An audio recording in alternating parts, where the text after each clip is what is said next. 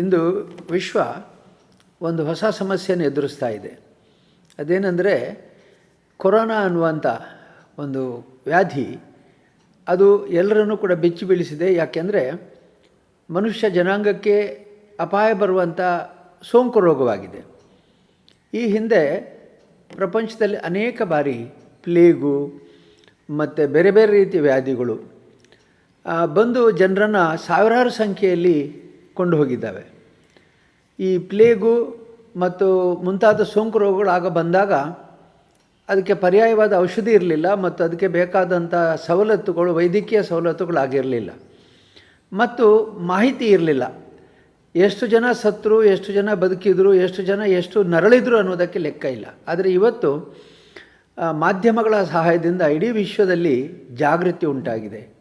ಕಲಿಯುಗ ಕೆಟ್ಟದ್ದು ಅಂತ ಹೇಳ್ತಾರೆ, ಆದರೆ ಕಲಿಯುಗ ಒಳ್ಳೆಯದು. ಯಾಕೆಂದರೆ ಈ ಕಲಿಯುಗದಲ್ಲಿ ಮಾತ್ರ ಇವತ್ತು ಕಾಯಿಲೆಗಳು ಬಂದಾಗ, ಭೀಕರವಾದ ಆಪತ್ತುಗಳು ಬಂದಾಗ, ಬಿರುಗಾಳಿಯಿಂದ ಇರಬಹುದು, ಅಥವಾ ಸಮುದ್ರದಿಂದ ಬರತಕ್ಕಂಥ ಅಲೆಗಳಿಂದ ಇರಬಹುದು, ಅಥವಾ ಪ್ರವಾಹದಿಂದ ಇರಬಹುದು, ಒಣ ಸಂದರ್ಭದಲ್ಲಿ ಬರುವಂಥ ಕಾಯಿಲೆಗಳಿಂದ ಇರಬಹುದು, ಎಲ್ಲ ರಕ್ಷಣೆಗೆ ಈಗ ಅವಕಾಶ ಇದೆ.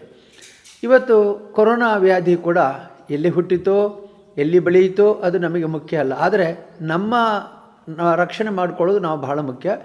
ಇವತ್ತು ಕೊರೋನಾ ಕಾಯಿಲೆಯಿಂದಾಗಿ ಸಾವು ಬರುತ್ತೆ ಅನ್ನೋದು ನಿಶ್ಚಯ. ಆದರೆ ಇನ್ನುವರೆಗೆ ಅದಕ್ಕೆ ಬೇಕಾದ ಔಷಧಿಯನ್ನು ಯಾರೂ ಹುಡುಕಲಿಲ್ಲ ಅಥವಾ ಹುಡುಕಲಿಕ್ಕೆ ಸಾಧ್ಯವಾಗಿಲ್ಲ.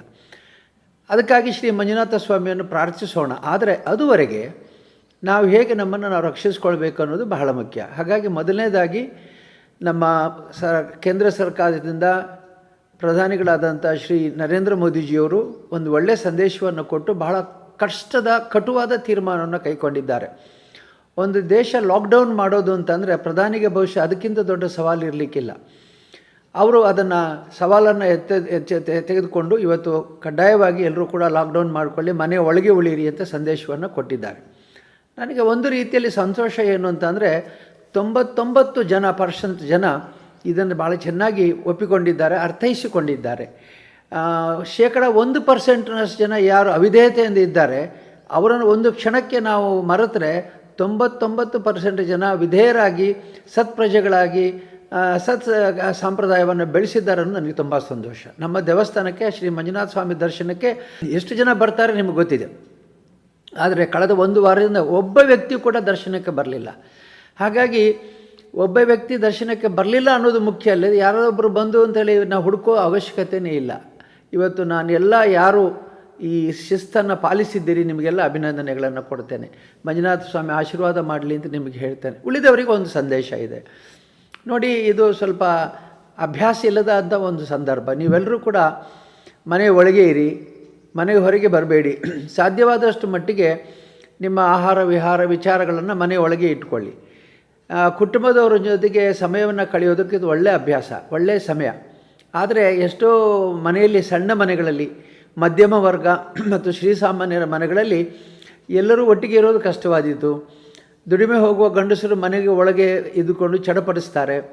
ಮಕ್ಕಳನ್ನು ಹಠವಟಿ ಮಾಡೋದು ಬಹಳ ಕಷ್ಟ. ಶಾಲೆಯೂ ಇಲ್ಲ, ಆಟಕ್ಕೂ ಕೂಡ ಹೊರಗೆ ಹೋಗೋಕ್ಕೆ ಅವಕಾಶ ಇಲ್ಲ ಅಂತ ಆದರೆ ಮಕ್ಕಳನ್ನು ಹೇಗೆ ಹತೋಟಿ ಮಾಡ್ತೀರೋ ನಿಮಗೆ ಗೊತ್ತು. ಆದರೆ ಇಂತಹ ಒಂದು ಸಂದರ್ಭದಲ್ಲಿ ಮಕ್ಕಳಿಗೆ ಪ್ರಜ್ಞೆಯನ್ನು ಕೊಡಿ, ಜಾಗೃತಿಯನ್ನು ಉಂಟು ಮಾಡಿ. ಒಬ್ಬರಿಂದೊಬ್ಬರಿಗೆ ಹರಡುವಂಥ ಈ ಸೋಂಕು ರೋಗಗಳಿಂದ ನಾವು ಬಚಾವಾದರೆ ಮುಂದಿನ ದಿನಗಳಲ್ಲಿ ಅವರ ಭವಿಷ್ಯವನ್ನು ಅವರು ರೂಪಿಸ್ಕೊಳ್ಬೋದು ಅಂತ ಹೇಳಿ ಅವರನ್ನು ಎಚ್ಚರಿಕೆ ಕೊಡಿ. ಎಲ್ಲರೂ ಕೂಡ ಸಂಯಮವನ್ನು ಪಾಲಿಸಿ ಮನೆ ಒಳಗೆ ಇರಿ. ಸಾರ್ವಜನಿಕ ಸ್ಥಳಗಳಿಗೆ ಅನಿವಾರ್ಯವಾದಂಥ ಸಂದರ್ಭ ಅಂದರೆ ಹಾಲು ಅಥವಾ ಹಣ್ಣು ತರಕಾರಿಗಳು ತೆಗೆದುಕೊಂಡು ಬರಬೇಕಾದಂಥ ಸಮಯ ಇದ್ದಾಗ ಒಬ್ಬರೇ ದೂರ ಅಂತರವನ್ನು ಕಾದುಕೊಂಡು ರಕ್ಷಣೆ ಮಾಡಿಕೊಳ್ಳಿ ಅಂತ ನಿಮಗೆ ಹೇಳ ಬಯಸ್ತೇನೆ.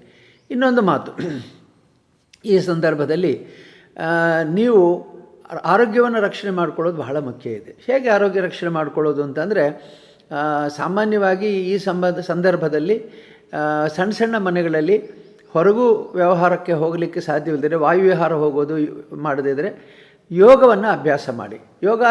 ನಾನು ದಿನ ಯೋಗಾಸನಗಳನ್ನು ಹಾಕ್ತೇನೆ, ಯೋಗಾಸನವನ್ನು ಮಾಡಿಕೊಳ್ಳುತ್ತೇನೆ. ಇದರೊಂದಿಗೆ ಇನ್ನೊಂದು ಸಲಹೆ ಇದೆ.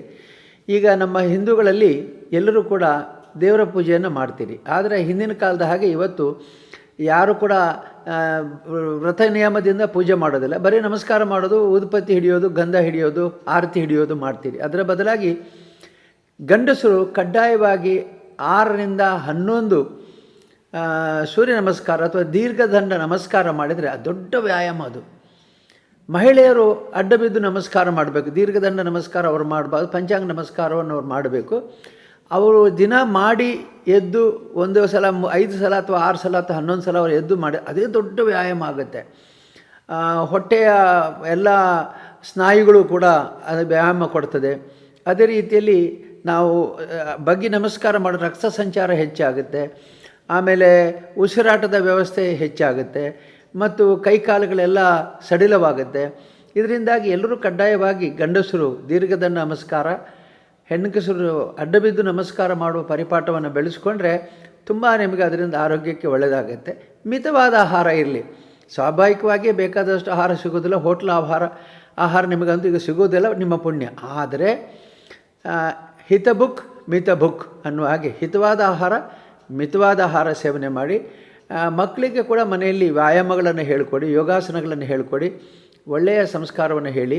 ಖಂಡಿತವಾಗಿ ಈ ಸೋಂಕು ವಾಸಿ ಆಗುತ್ತೆ, ಈ ಸೋಂಕು ಹೋಗುತ್ತೆ, ಇದು ಶಾಶ್ವತ ಇರೋದಿಲ್ಲ. ಆದ್ದರಿಂದ ಮಂಜುನಾಥ ಸ್ವಾಮಿಲಿ ನಾವು ನಿತ್ಯವೂ ಕೂಡ ಇಲ್ಲಿ ಪೂಜೆ ಮಾಡ್ತಾ ಇದ್ದೇವೆ, ಅನೇಕ ರೀತಿಯ ಹೋಮಗಳನ್ನು ಮಾಡ್ತಾ ಇದ್ದೇವೆ, ಪೂಜೆಗಳನ್ನು ಮಾಡ್ತಾ ಇದ್ದೇವೆ, ಅರ್ಚನೆಗಳನ್ನು ಮಾಡ್ತಾ ಇದ್ದೇವೆ. ಇದೆಲ್ಲ ಲೋಕ ಕಲ್ಯಾಣಕ್ಕಾಗಿ, ನಿಮ್ಮೆಲ್ಲರ ಹಿತಕ್ಕಾಗಿ. ಹಾಗಾಗಿ ನೀವೆಲ್ಲರೂ ತಿಳ್ಕೊಳ್ಳಿ, ನಿತ್ಯ ದರ್ಶನ ನಿಮಗೆ ಮನಸ್ಸಿನಲ್ಲಿ ಅಂತರಂಗದಲ್ಲಿ ಮಂಜುನಾಥ ಸ್ವಾಮಿದು ನಡೀತದೆ. ನೀವು ಮನಸ್ಸಿನಲ್ಲೇ ದರ್ಶನ ಮಾಡಿ. ಫೋಟೋ ಇದ್ದರೆ ಫೋಟೋ ದರ್ಶನ ಮಾಡಿ, ನಿಮ್ಮ ಕುಲದೇವರ ಫೋಟೋ ದರ್ಶನ ಮಾಡಿ, ಮನೆ ದೇವರ ಫೋಟೋ ದರ್ಶನ ಮಾಡಿ, ನಿಮ್ಮ ಸ್ಮರಣೆಯನ್ನು ನಿಮ್ಮ ಹಿರಿಯರು ತಂದೆ ತಾಯಿಗಳ ಮೇಲೆ ಇಟ್ಕೊಳ್ಳಿ. ಈ ರೀತಿಯಾಗಿ ಸಮಯದ ಪಾಲನೆಯೂ ಆಗುತ್ತೆ, ಅಂತರಂಗ ದರ್ಶನವೂ ಆಗುತ್ತೆ, ಲೋಕಹಿತವೂ ಆಗುತ್ತೆ. ನಾನೂ ಸುಖವಾಗಿರಬೇಕು, ಇತರರು ಸುಖವಾಗಿರು, ಲೋಕ ಸಮಸ್ತ ಸುಖಿನೋ ಭವಂತು ಅಂತಂದರೆ ಎಲ್ಲರೂ ಸುಖವಾಗಿರಬೇಕು ಅನ್ನುವ ಭಾವನೆಯೇ ದೊಡ್ಡ ಪುಣ್ಯ ಕೊಡುತ್ತೆ. ಹಾಗಾಗಿ ನೀವೆಲ್ಲರೂ ನಿತ್ಯವೂ ಕೂಡ ನಿಮ್ಮ ಸಂಯಮವನ್ನು ನೀವು ಪಾಲಿಸಿ, ಇತರರಿಗೆ ಕೂಡ ನೀವು ಮಾರ್ಗದರ್ಶಕರಾಗಿ, ಎಲ್ಲ ರೀತಿಯಿಂದಲೂ ಕೂಡ ಆದರ್ಶ ವ್ಯಕ್ತಿಗಳಾಗಿ ಈ ಸೋಂಕನ್ನು ನಮ್ಮ ದೇಶದಿಂದ ಹೊರಗೋಡಿಸುವಲ್ಲಿ ನಾವೆಲ್ಲರೂ ಕೂಡ ಕಟಿಬದ್ಧರಾಗೋಣ. ನಾವೆಲ್ಲರೂ ಸಂಕಲ್ಪ ಮಾಡೋಣ, ಒಳ್ಳೆ ರೀತಿಯಲ್ಲಿ ನಮ್ಮ ದೇಶವನ್ನು ಮುಂದುವರಿಸೋಣ, ಮುಂದಿನ ಜನಾಂಗಕ್ಕೆ ನಾವು ರಕ್ಷಣೆ ಕೊಡೋಣ ಅಂತ ನಿಮ್ಮೆಲ್ಲರನ್ನು ಕೇಳಿಕೊಂಡು, ಶ್ರೀ ಮಂಜುನಾಥ ಸ್ವಾಮಿ ನಿಮ್ಮ ಜೊತೆಗಿದ್ದಾರೆ, ನಿಮ್ಮನ್ನು ರಕ್ಷಣೆ ಮಾಡ್ತಾರೆ, ನಿಮಗೆ ಯಾವತ್ತೂ ಕೂಡ ಬರುವ ಆಪತ್ತನ್ನು ದೂರ ಮಾಡ್ತಾರೆ ಅಂಥೇಳಿ ಮತ್ತೊಮ್ಮೆ ನಿಮಗೆ ಆಶ್ವಾಸನೆ ಕೊಟ್ಟು ನಿಮ್ಮ ಪರವಾಗಿ ಶ್ರೀ ಮಂಜುನಾಥ ಸ್ವಾಮಿಯನ್ನು ದಿನ ಪ್ರಾರ್ಥಿಸ್ಕೊಳ್ತಾ ಇದ್ದೀನಿ.